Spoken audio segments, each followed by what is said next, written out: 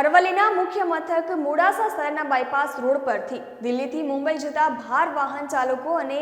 અન્ય વાહન ચાલકો પસાર થતા હોવાથી સતત દિવસ અને રાત ભારે ટ્રાફિક રહેતો હોય છે અને અહીં સર્કલના અભાવે અનેકવાર અકસ્માતના બનાવ બને છે, જેથી સર્કલ બનાવવા અનેકવાર રોડ પર ચક્કાજામ કરવામાં આવ્યો છે। જોકે ફરી એક વખત સર્કલના અભાવે એક દંપતીને ટ્રકે હડફટે લીધા હતા। સહયોગ ચોકડી નજીક એક્ટિવા ચાલક દંપતીને ટ્રકે અડફેટે લેતા ગર્ભવતી યુવતીનું મોત થયું છે, જેથી ફરી એકવાર સર્કલ બનાવવાની માંગ સાથે લોકોએ સહયોગ ચોકડી પર ચક્કાજામ કરીને વિરોધ નોંધાવ્યો હતો। ચક્કાજામના પગલે પોલીસ તંત્ર અને જવાબદાર તંત્ર ઘટના સ્થળે પહોંચીને લોકોને સમજાવવાનો પ્રયાસ હાથ ધર્યો હતો।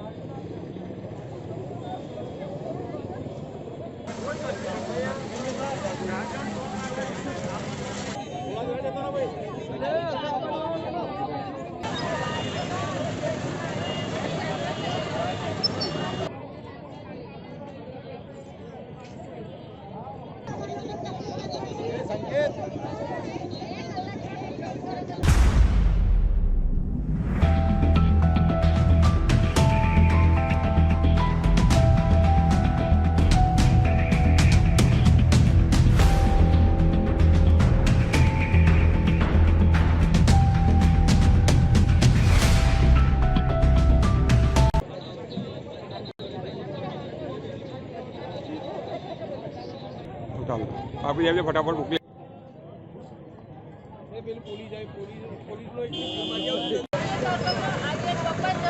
अरे आज मारी छोकरी नु एक्सीडेंट थयो, काले उठीने बीजी कोई छोकरी नु तो कोई भाई नु एक्सीडेंट थाय एनु हूं थाय बे जीव होती मारी छोकरी गुमाई से मैं मारा अरवल्ली जिल्ला अधिकारी मालूम क्या जता रे છે આપણે કઈ જાઈસો તાત્કાલિક સરકાર દીકરી જોઈએ મારે એવરે તો બીજી કોઈની દીકરી જાય આપ સૌ જાણો છો એમ ગઈકાલે અમારા સમાજની એક દીકરી અહીંયા અકસ્માતમાં એનો જીવ ગુમાવે છે। દીકરી પોતે ગર્ભવતી હતી અને આ જગ્યા પર પહેલા પણ કેટલા એક્સિડન્ટ થઈ ગયેલા છે। તો અમારા સમાજની આજે એક જ માંગણી છે કે તાત્કાલિક ધોરણે અહીંયા સર્કલ બનવું જોઈએ અને રોડની સાઈડો પણ સાઈડ રોડ બનાવવા જોઈએ, જેથી સ્થાનિક પબ્લિકને આ જે જંકશન છે અત્યારે રોડનું અને અનેક ભારે વાહનોની અવરજવર અહીંયા મોટા ભાગે થતી હોય છે, તો કોઈનો જીવ ન જાય એ માટે તાત્કાલિક ધોરણે સર્કલ બનવું જોઈએ, ટ્રાફિક સિગ્નલ બનવી જોઈએ અને ટ્રાફિક પોલીસની પણ અહીંયા હયાતી હોવી જોઈએ, જેથી આવું કોઈનું મોત ન થાય।